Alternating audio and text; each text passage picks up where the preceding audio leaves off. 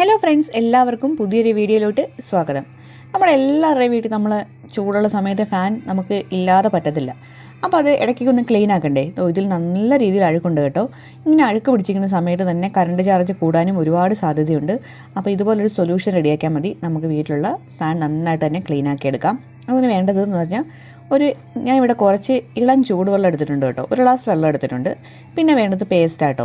പിന്നെ ഏറ്റവും അനുയോജ്യമായ നമ്മുടെ കോൾഗേറ്റ് പേസ്റ്റ് ഉണ്ടല്ലോ, വൈറ്റ് കളറുള്ള കോൾഗേറ്റ് പേസ്റ്റ് ആട്ടോ നല്ലത്. എൻ്റെ ഇല്ലാത്തതുകൊണ്ട് ഞാനിപ്പം ഈ പേസ്റ്റാണ് എടുത്തിരിക്കുന്നത്.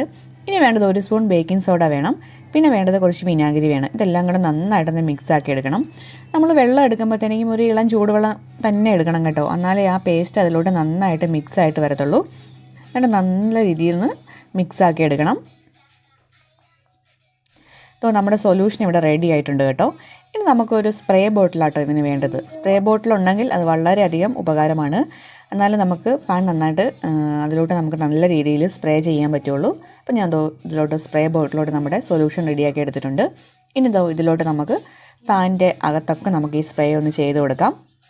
അതാകുമ്പോൾ നമുക്ക് ഈസി ആയിട്ട് ചെയ്യാൻ പറ്റും കേട്ടോ. സ്പ്രേ ബോട്ടിലാകുമ്പം ഇതുപോലെ ഒന്ന് സ്പ്രേ ചെയ്ത് കൊടുത്താൽ മാത്രം മതിയാവും. അതിൻ്റെ അകഭാഗത്തൊക്കെ നന്നായിട്ടൊന്ന് ചെയ്ത് കൊടുക്കണം കേട്ടോ.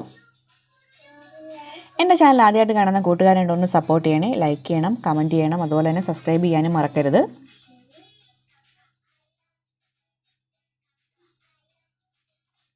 ഞാൻ നല്ല രീതിയിൽ തന്നെ സ്പ്രേ ചെയ്ത് കൊടുത്തിട്ടുണ്ട് കേട്ടോ. കാരണം എന്നിട്ട് നന്നായിട്ട് അഴുക്കുണ്ടായിരുന്നു. അതുകൊണ്ട് ഞാൻ നന്നായിട്ട് അതിൻ്റെ എല്ലാ ഭാഗത്തും ഒന്ന് സ്പ്രേ ചെയ്ത് കൊടുത്തിട്ടുണ്ട്. ഇനി നമുക്ക് വേണ്ടത് ഒരു പ്ലാസ്റ്റിക് കവറാട്ടോ. നല്ല കുറച്ച് വലിയ കവർ എടുക്കണം കേട്ടോ. ആ ഫാൻ അതിൻ്റെ അകത്ത് കയറുന്ന രീതിയിലുള്ള കവറായിരിക്കണം കേട്ടോ. ഞാൻ നന്നായിട്ട് അതിൻ്റെ അകത്തോട്ട് കയറ്റിയിട്ടുണ്ട് കേട്ടോ. ഇനി നമുക്കൊരു വള്ളി വെച്ച് അതിൻ്റെ അടിഭാഗത്ത് നന്നായിട്ടൊന്ന് കെട്ടി വെച്ച് കൊടുക്കാം കേട്ടോ. കാരണം ഇത് പറന്നു പോയിരിക്കാൻ വേണ്ടി കേട്ടോ. നല്ല ടൈറ്റായിട്ടിരിക്കുന്നതാണെങ്കിൽ കുഴപ്പമില്ല, അതുപോലെ തന്നെ ഇരുന്നോളും. എന്നാലും നമ്മളൊരു സേഫ്റ്റിക്ക് വേണ്ടി അതൊന്ന് കെട്ടി വെച്ച് കൊടുക്കാം. ഇനി ഞാൻ ഇവിടെ ഒന്ന് ഫാനിൻ്റെ സ്വിച്ച് ഇട്ട് കൊടുക്കുന്നുണ്ട് കേട്ടോ. അത് ഫുൾ സ്പീഡിൽ തന്നെയാണ് ഇട്ട് കൊടുക്കുന്നത്. അപ്പോൾ ഇതുപോലെ ഒന്ന് ഇട്ട് കൊടുത്താൽ മതി. ഒരു 5 മിനിറ്റ് ഇതുപോലെ ചെയ്ത് കൊടുക്കണം കേട്ടോ. അതിൻ്റെ ആ കമ്പിയിൽ പിടിച്ചിരിക്കുന്ന അഴുക്കൊക്കെ നന്നായിട്ട് തന്നെ മാറി കിട്ടും കേട്ടോ.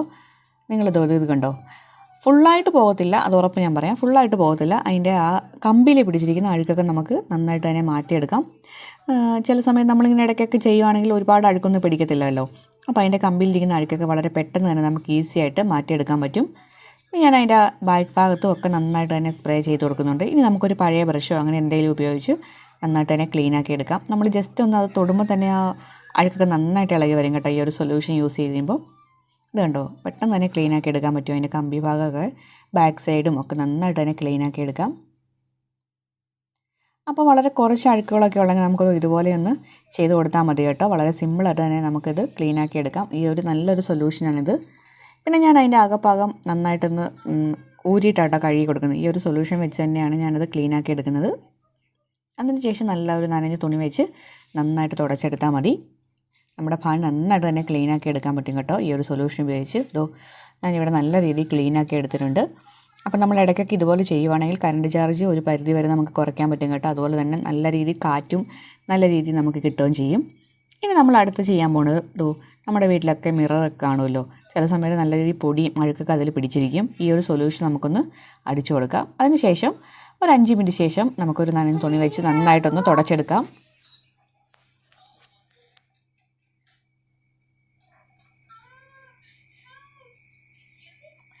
എല്ലാ മിററും ഇതുപോലെ ഒന്ന് ക്ലീൻ ആക്കി എടുത്താൽ മതി കേട്ടോ. ഇടയ്ക്കിടയ്ക്ക് ഈ ഒരു സൊല്യൂഷൻ ഉപയോഗിച്ച് അത്യാവശ്യം നല്ല രീതിയിൽ തന്നെ അഴുകൊക്കെ പോയിട്ടുണ്ട്.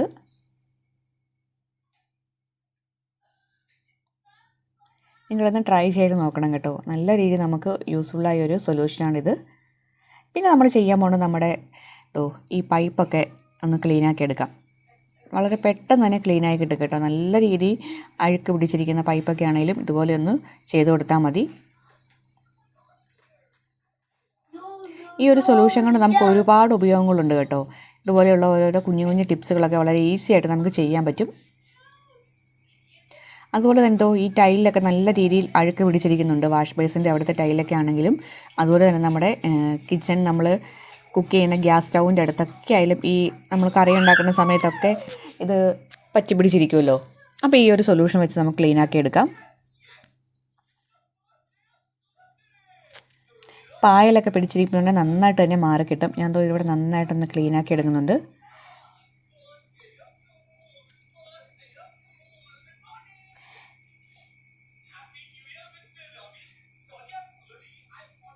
പിന്നെ നമുക്ക് അതുപോലെ തന്നെ നമ്മുടെ ഗ്യാസ് സ്റ്റൗവും ഇതുപോലെ ഈ ഒരു സൊല്യൂഷൻ ഉപയോഗിച്ച് നമുക്ക് ക്ലീനാക്കി എടുക്കാൻ പറ്റും കേട്ടോ. നല്ല രീതിയിൽ അതിൻ്റെ അഴുക്ക് തന്നെ മാറും. നല്ല ചെറിയൊരു സ്ക്രബ്ബർ ഉപയോഗിച്ച് ഇതുപോലെ ഒന്ന് ചെയ്ത് കൊടുത്താൽ മതി കേട്ടോ. കുറച്ച് സ്പ്രേ ആയാലും നമുക്ക് സ്പ്രേ ചെയ്തിട്ട് ഒരു നനഞ്ഞ തുണി വെച്ച് തുടച്ചെടുത്താലും മതി.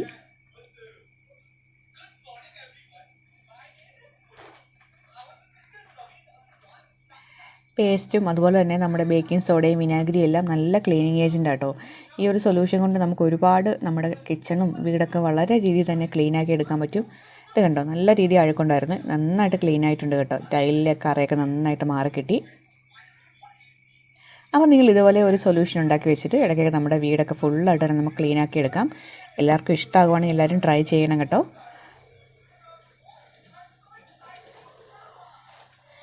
എല്ലാവരും സപ്പോർട്ട് ചെയ്യണം. അപ്പോൾ നമുക്ക് പുതിയൊരു വീഡിയോ ആയിട്ട് കാണുന്നവരേക്കും എല്ലാവർക്കും ബൈ.